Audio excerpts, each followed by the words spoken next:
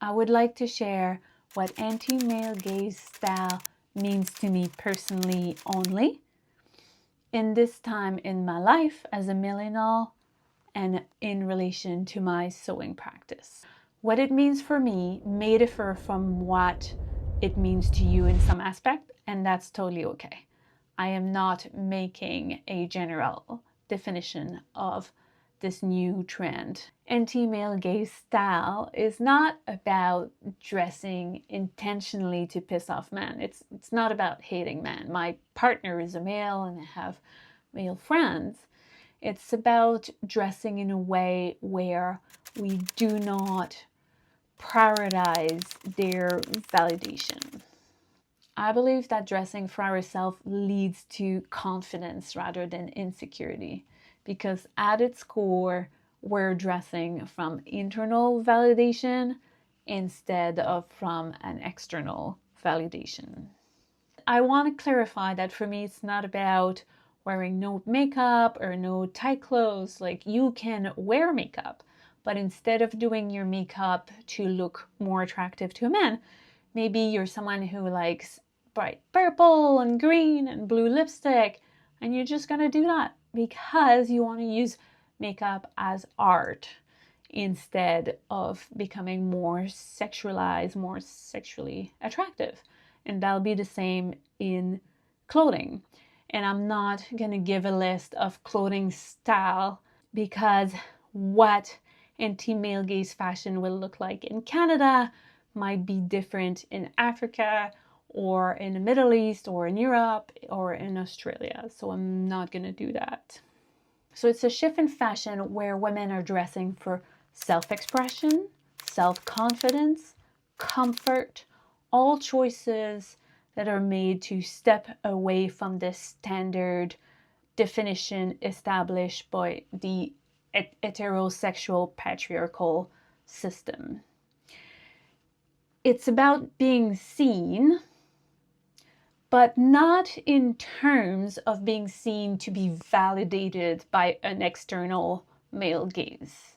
We've been paying attention to our look for hundreds of thousands of years. Archaeological sites are finding shells, bead things. We've been using this as human for as long as we've become social being, and we still use it today. But what I'm saying is this movement is shifting to validate my self-expression and not the standard definition that's been established for quite some time. So it involves wearing pieces that may be seen as unappealing or as wild, or that might spring comments that are usually, let's face it, negative, or just doesn't feel great to hear. That look is definitely unapologetic. It's about asserting yourself and wearing what you want because you like it. Think there's icons that does that very well. Think of the singer Billie Eilish or the comedian Atsuko Okatsuka. I hope I say it well. To give a little bit of context, I'm born in the 80s and I grew up in a family that was enacting the classic patriarchal structure of the time. Maybe not as intense as the 50s, but definitely not what you would find nowadays. My family structure definitely had genderized task and attitude. Some behaviors were not seen as bad. They were common for the society of the time, but definitely set in that patriarchal male dominant system. And then at the direct family level, there would be chauvinistic attitude and enactment. And what I mean by that, chauvinistic in the sense that they are attitude that implied a belief of male superiority in that way. Growing up in that family, quickly as a teenager, I adopted a grungy snowboarder look with the baggy pants, the baggy t-shirt from the early 90s. And that choice was definitely because it was comfortable, but also because it was a way for me to assert myself as having value beyond male. Because at the time, many teenager girls would dress to be attractive to the other boys in the high school, and that bothered me. I was like, my value is not about attracting other guys.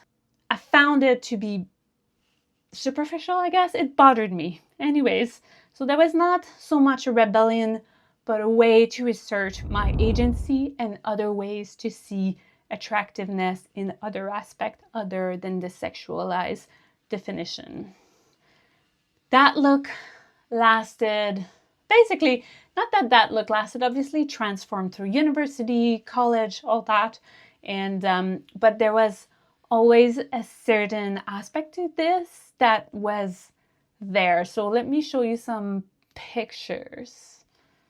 Here is my high school grungy snowboarder look, and in my mid-20s sporting some big baggy army shorts, and in my early 30s sporting some hiking outdoor work style. I want to continue by talking about ready-made clothes from fast fashion versus clothes from home sewist. Let's face it, fast fashion is based on trend designed around a specific gaze. Fast fashion companies are not the one to instigate social change. Those social change in fashion comes from ground root movement. But they will be pretty quick if they see a financial opportunity to hop on a trend. And that's the reality of our industrial system. I'm mentioning fast fashion here because before I got to sewing, that's where I got my clothes. I was mostly a thrifter all my life because I went to college and university and I paid for my studies myself and my lodging myself. I didn't receive any financial aid from my family. So the only way I could buy clothing was through buying secondhand. So I've been doing that forever. But when I was buying secondhand, what was available was still within the constraint of what was given to the store. And so that was fast fashion item, except for a few vintage, well-made garments that you can find from time to time. But it was within what was available in those stores. And then comes the power of sewing. Yes, the power of sewing. Since I've been sewing, my style changed slightly. And for the better, for sure. That's because sewing gave me agency over fabric choice. It gave me agency over which garment I chose.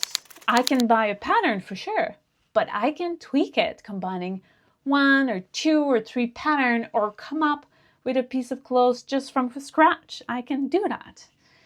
I also have more leeway about fabric patterns. So what if I want a shirt with a bold design that would be very, very hard to find in secondhand store? It might never ever be possible.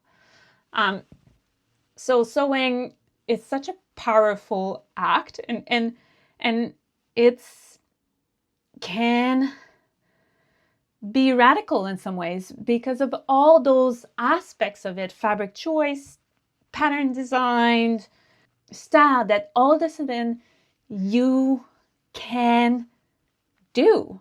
The only main constraint is that it takes time.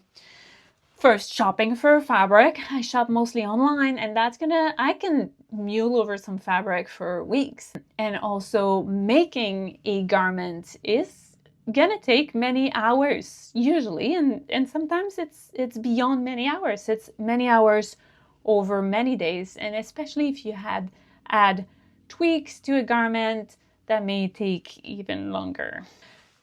And in this light, Sewing has given me even more self-confidence and even more capacity for self-expression.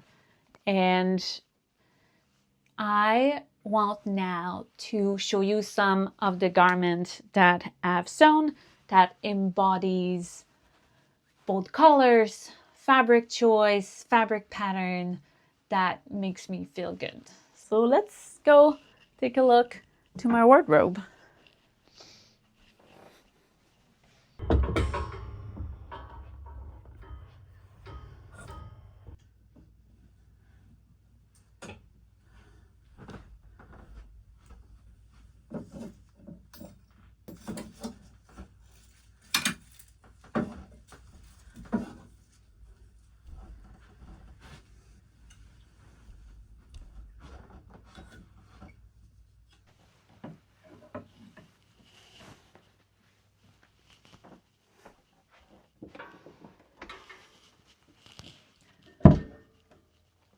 Okay, so first garment I want to show, I'm going to need to remove my little microphone.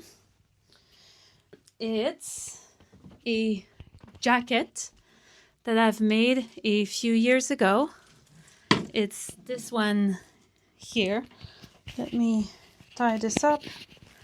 Oh, well, that's gonna work. And it's this beauty, guys. I'm gonna put it on. And it's a big, oversized jacket. I'm turning the collar right now, but I'm gonna come closer so you can see. I've designed it myself, so I did the sewing, and these are all natural dyes because I do textile design as well. I have a few pieces here that are all my own textile design, and this is an aspect that this channel is going to bring more of in the future, just to get you a little thrilled about this. But yeah, so oversized jacket, nice and cozy, linen on the outside, thrifted wool on the inside. Let me show you the back.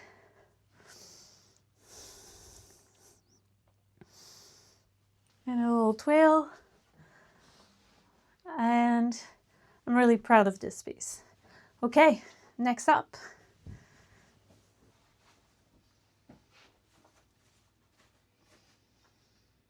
Talk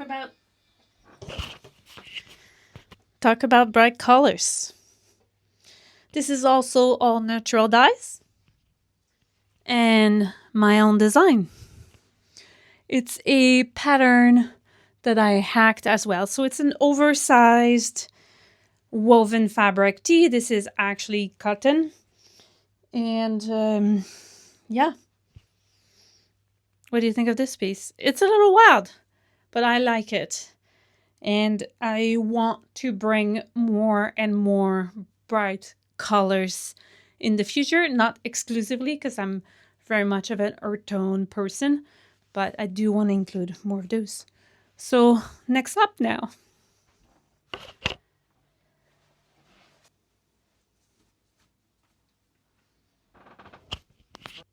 This is the one that started this whole conversation and the videos of today. This is definitely an oversized piece that is all about comfort. Okay, next up. The last but not the least. Let's talk about this t-shirt first. It's made out of ZQ Merino from New Zealand, but it was right, and I dyed it myself. All these colors are all from natural dyes that I've harvested myself, so in the wild, in the forest, mushroom plants and all that. I promise you that my channel is gonna have more videos about natural dyeing coming up. I promise. Let me show you the front and the back. Okay, let's talk about the pants now. Stripes have been coming around in the sewist community for about 3 to 4 years now. These are not the first stripe pants I've sewn. I just love stripe, and this color is cobalt blue with a pale chocolate brown.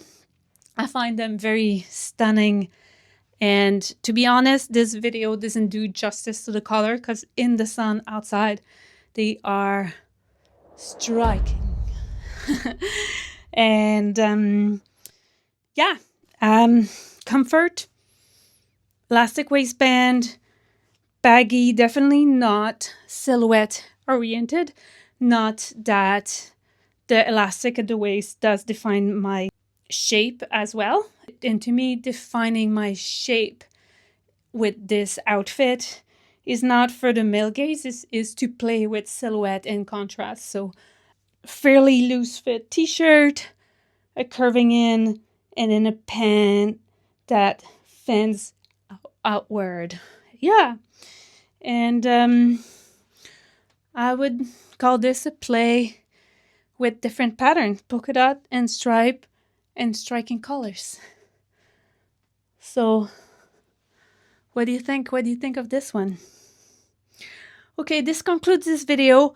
I would love to hear your thoughts on what anti-male gaze style is for you, or maybe you can talk about your sewing journey and how that influenced your style over time. And if you found this video entertaining, please give it a like. If you're new to the channel, subscribe, and I'll see you later. For you right now, YouTube thinks you should watch this video next. Salut!